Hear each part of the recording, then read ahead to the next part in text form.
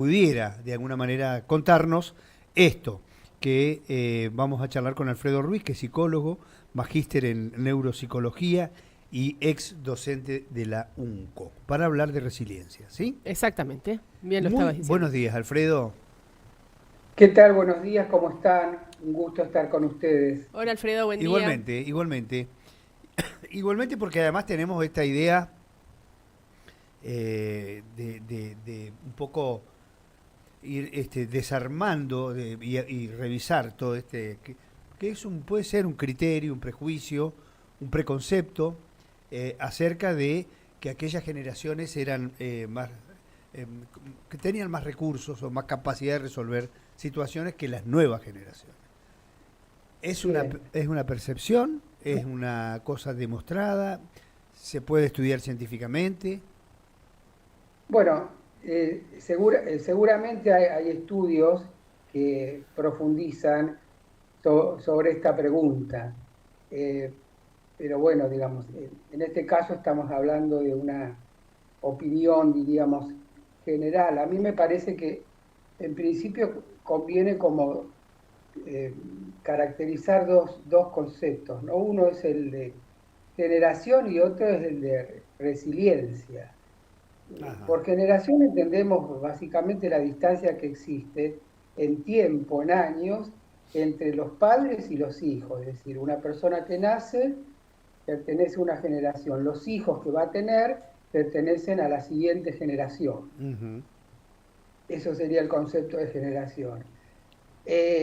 Actualmente lo que vemos es que estas distancias entre los padres y los hijos en algunos casos se van alargando, es decir, los hijos tardan más tiempo en ser padres que sus propios padres y en algunos casos, bueno, ya no tienen tantos hijos o no tienen hijos.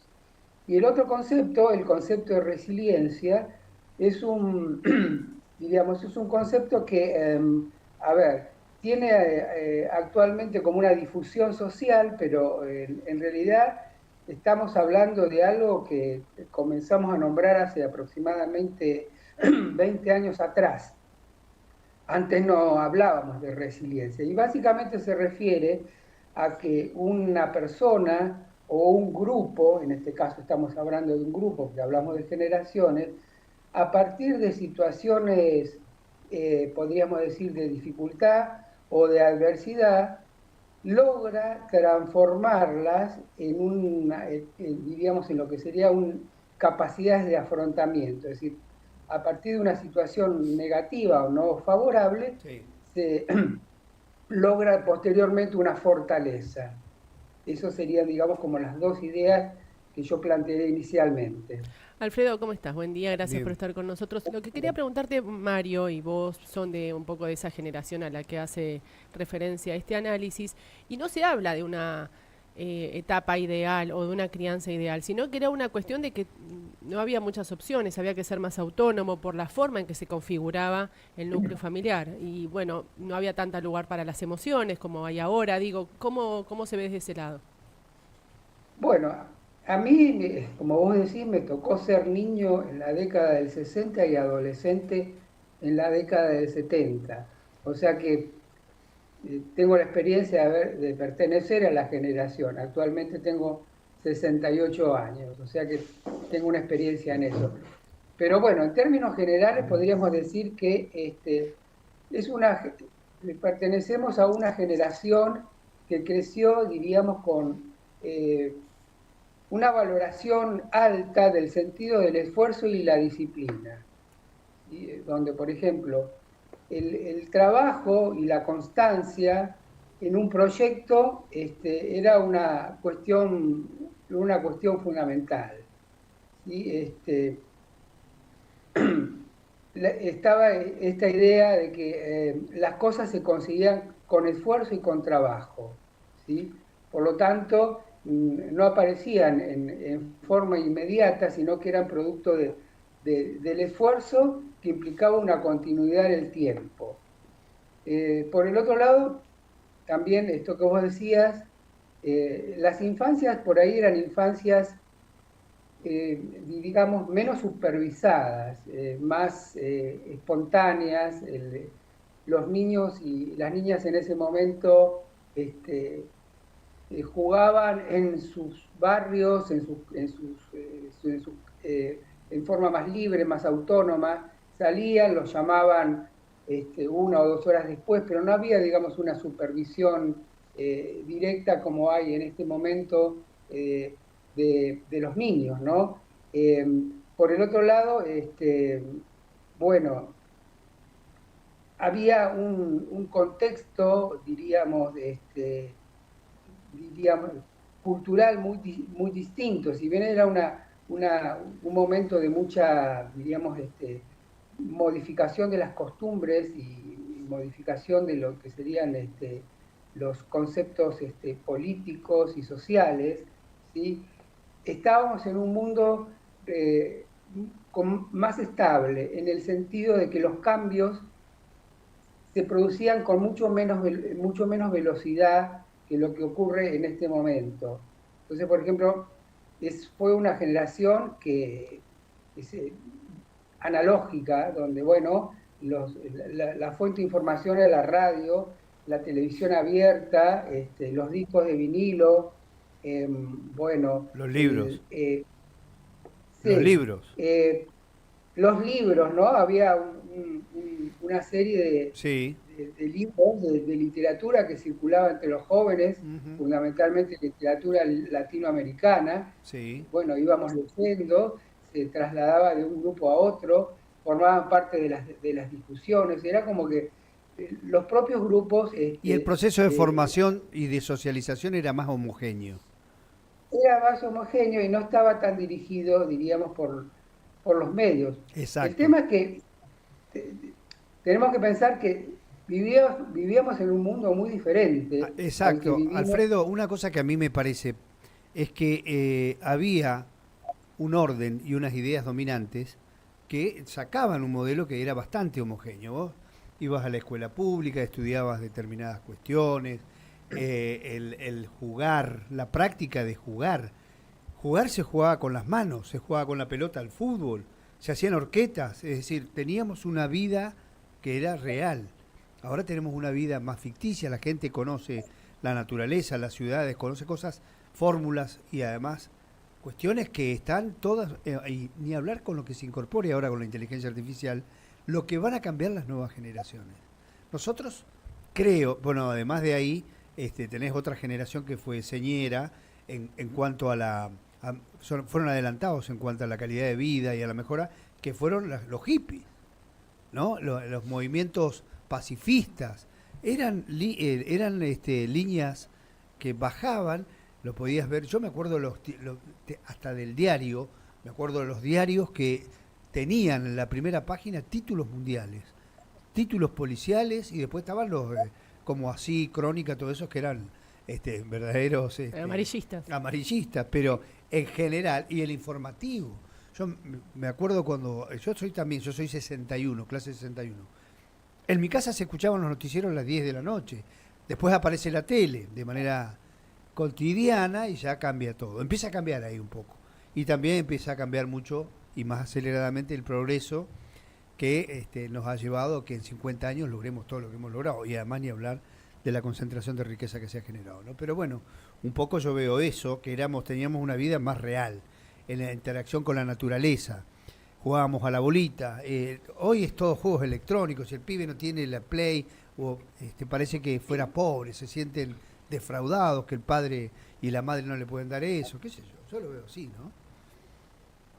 Perdón. Y bueno, sí, la descripción es correcta, por ahí la generación a la que nos estamos refiriendo tuvimos, diríamos, un contacto directo con la realidad, la realidad me refiero, digamos, a objetos reales, digamos, y tangibles.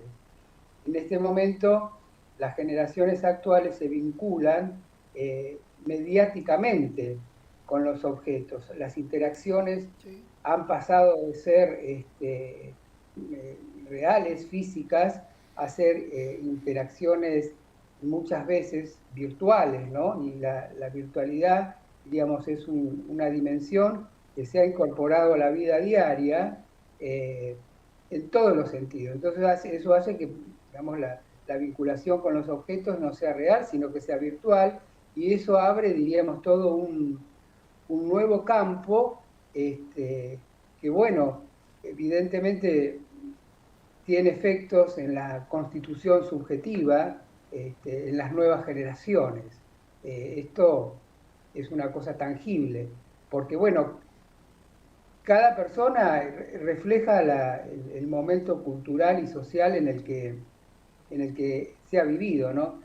También hay que tener en cuenta que en el caso de la generación que estamos hablando, si nos ubicamos en Argentina, si nos ubicamos en nuestro país, tenemos que mencionar digamos, las condiciones políticas que había en ese momento. Se trataba de una juventud que estaba movilizada políticamente, ¿sí? Donde se discutían ideas políticas en las casas, en las escuelas, y después, bueno, fuimos atravesados a partir de 1976 por la dictadura militar que significó, digamos, un quiebre muy importante en la sociedad argentina, ¿no? Esto también es una marca de época en nuestra generación que se manifiesta actualmente, ¿no? No ha dejado de tener sus efectos, y por ahí, bueno,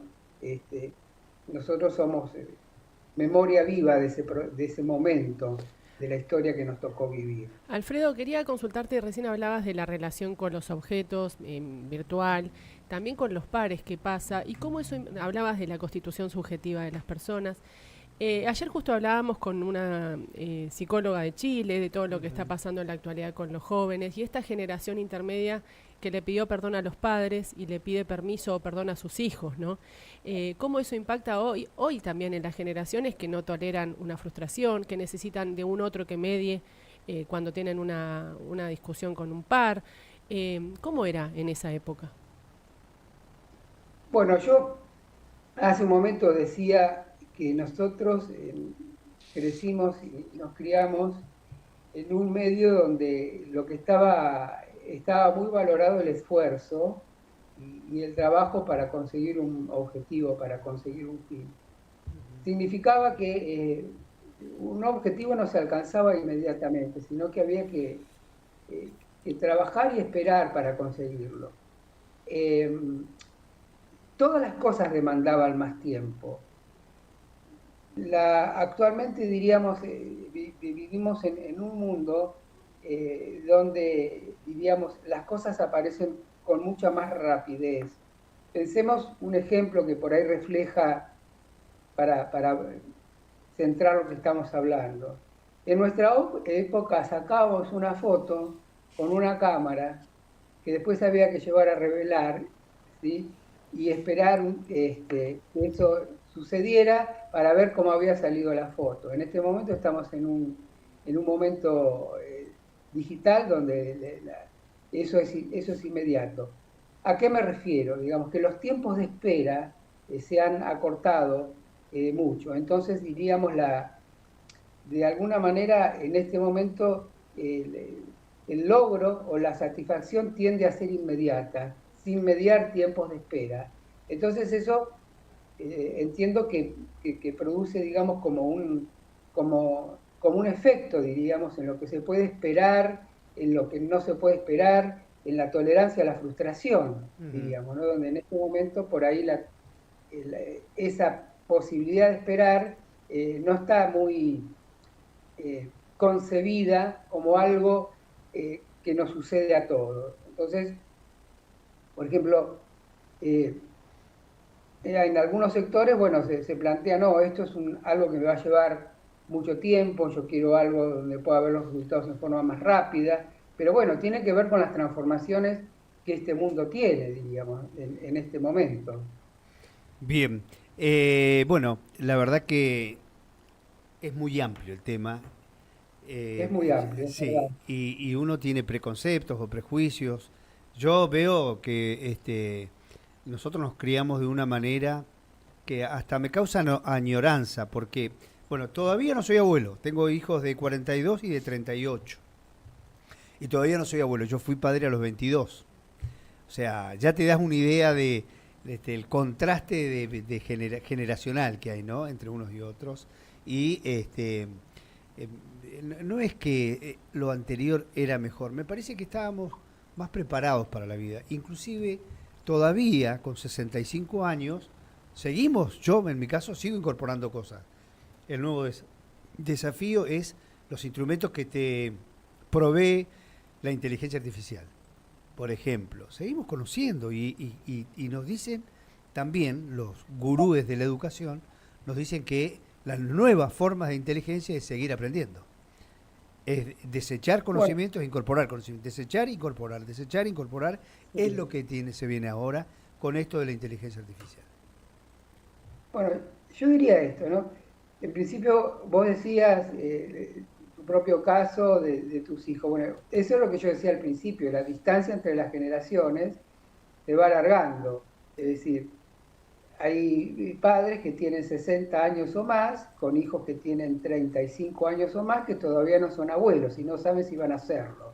¿Sí? Bueno, eso es una característica de estos tiempos. Anteriormente era mucho más canónico, diríamos, Claro. cómo se iban reproduciendo las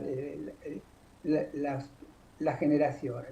Y respecto a este tema del aprendizaje, sí. A ver, yo diría que yo no entraría por ahí tanto en una valoración de las capacidades de las generaciones, sino que yo lo pensaría en términos de que cada generación desarrolla las habilidades que son compatibles con su época. Entonces,